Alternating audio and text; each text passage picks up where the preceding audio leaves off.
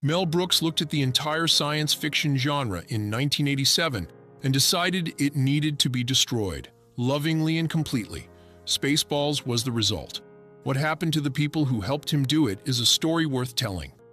Moranis was 33 years old and at the absolute top of his game when he squeezed into that enormous helmet and became Dark Helmet, the pint-sized villain who made Darth Vader look like a cosmic joke.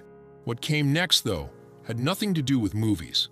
In 1991, his wife Ann Belsky died from liver cancer, and Moranis did something Hollywood almost never sees. He walked away, completely.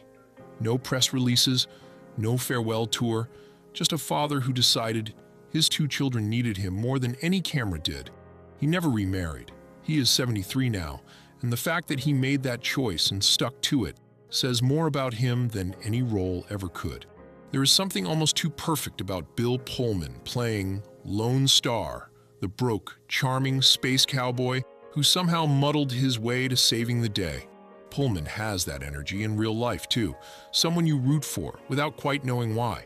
The same year Spaceballs hit theaters, he married dancer Tamara Hurwitz, and nearly 4 decades later, they are still together. Their son, Louis, has since built his own career in Hollywood and is becoming a name in his own right. Pullman was 32 during filming and is 72 today. John Candy did not steal scenes in Spaceballs. He simply showed up as Barf, the half-man, half-dog sidekick with a wagging tail and a heart bigger than the Millennium Falcon. And the scene belonged to him before anyone else had a chance. He was 36 during filming, married to Rosemary Hobor since 1979, raising 2 kids, and making every person on set feel like the most important person in the room.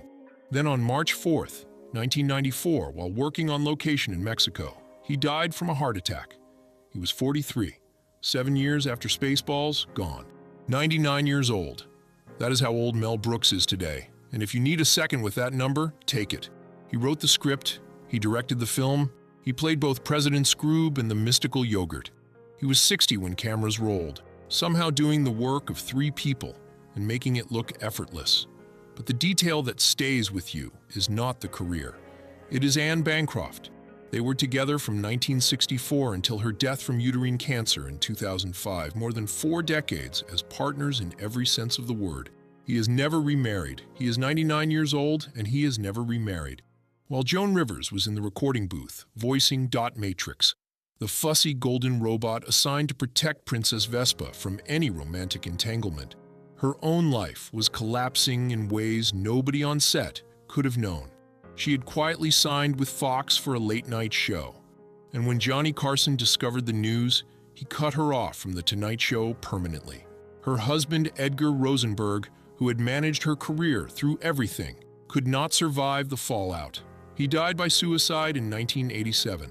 Rivers was 53 during filming. She kept working, kept performing, kept pushing forward for nearly 3 more decades before her death in 2014 at 81.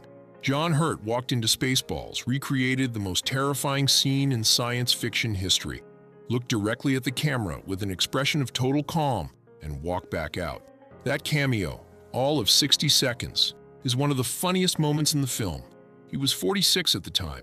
His personal life had known real grief, including the sudden death of a long-term partner in a horse riding accident in 1983, and 3 marriages that did not last. The one that did was with film producer Anwin Reese Myers, who came into his life in 2005 and stayed beside him until pancreatic cancer took him in January 2017. He was 77.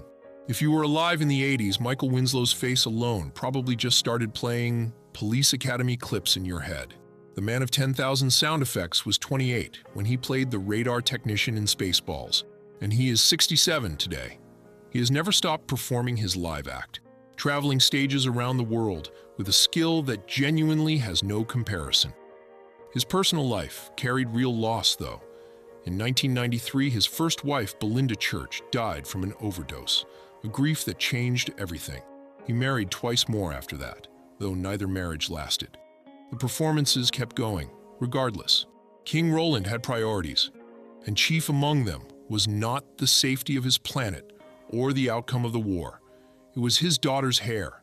Dick Van Patten played him with the kind of gentle, baffled love that only worked because Van Patten was the warmest presence on any set he ever walked onto. He was 57 during filming, already a household name, and his personal life matched that stability perfectly.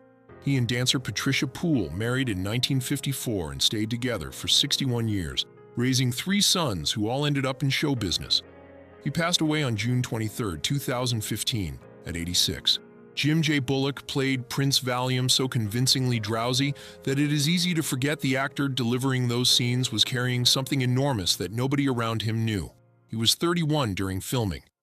1 year earlier, in 1985, he had been diagnosed HIV positive and made the decision to tell no one, convinced that disclosure would end his career instantly. He carried that alone for 11 years. When he finally went public in 1996, he also lost his partner John Casey to AIDS complications that same year. A drug arrest in 1999 followed. Theater eventually pulled him back. That is a lot of weight for a man who spent a wedding scene too asleep to say his own vows.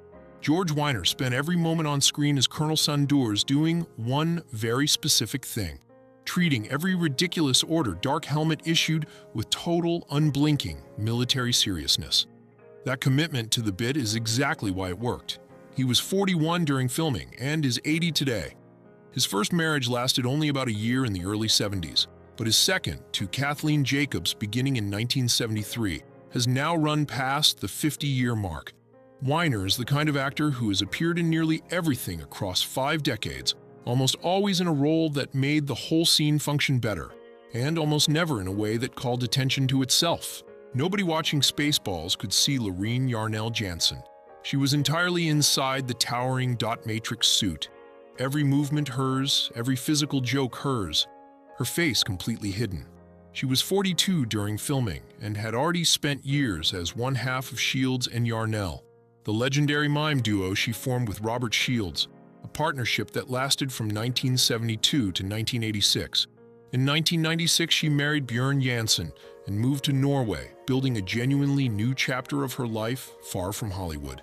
That chapter ended on July 29, 2010, when a brain aneurysm took her suddenly. She was 66. There are 2 things worth knowing about Sandy Helberg. The first is that he played Dr. Schlotkin, the sadistic dentist who approached Princess Vespa's root canal with the enthusiasm of someone who had been waiting his whole career for this moment. The second is that his son, Simon Helberg, spent 12 seasons playing Howard Wolowitz on The Big Bang Theory. Sandy was 37 during filming, a founding member of Los Angeles improv group The Groundlings, and is 76 today. He married casting director Harriet Birnbaum on April 6, 1975, and they are still together more than 50 years later. Ronnie Graham was 67 when he played the Minister, one of the older cast members on the Spaceballs set, and he came to the role as a comedy writer first and an actor second. He had spent most of his career behind the scenes, which perhaps explains why his personal life left almost no record anywhere. He was married and divorced twice, with no public account of either relationship surviving in the press. He died from liver disease on July 4, 1999. He was 79. Before she showed up on a movie set in shoulder pads playing a sharp-edged space officer, Leslie Bavis had been working as a high-fashion model across Europe, which is the kind of background that makes complete sense the moment you see her. She was 32 during filming as Commanderette Zircon and is 72 today. She married former NFL player and broadcaster Pat McAnally in 1984, just before production on Spaceballs began, and the two have raised a child together while staying almost entirely out of the entertainment press for 4 decades. Daphne Zuniga walked onto the Spaceballs set at 24 years old and played Princess Vespa with exactly the right amount of royal impatience and complete hair-related self-obsession. She is 63 today, but the part of her story that actually surprises people is the timeline. She dated public relations executive David Milechko for 13 years before they finally married, in a quiet ceremony on June 8, 2019, when she was 56. Since then, she has put serious energy into environmental work, focusing on conservation through the Natural Resources Defense Council. The princess who wanted her planet saved eventually decided to focus on saving a real one. Sal Viscuso played the radio operator in Spaceballs, and his face may not be one you recognize immediately. His voice, though, is a different matter.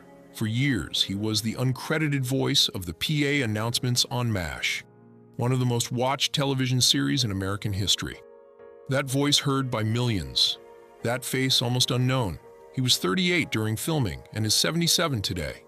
In nearly 5 decades working in the industry, no public record of a marriage or relationship has ever emerged. Whatever that part of his life looked like, he kept it entirely to himself. Spaceballs turned one of the most beloved science fiction universes ever made into a series of spectacular jokes, and every single person on this list had a hand in making it work. Which cast member surprised you the most? Drop it in the comments and subscribe so you are here for the next one.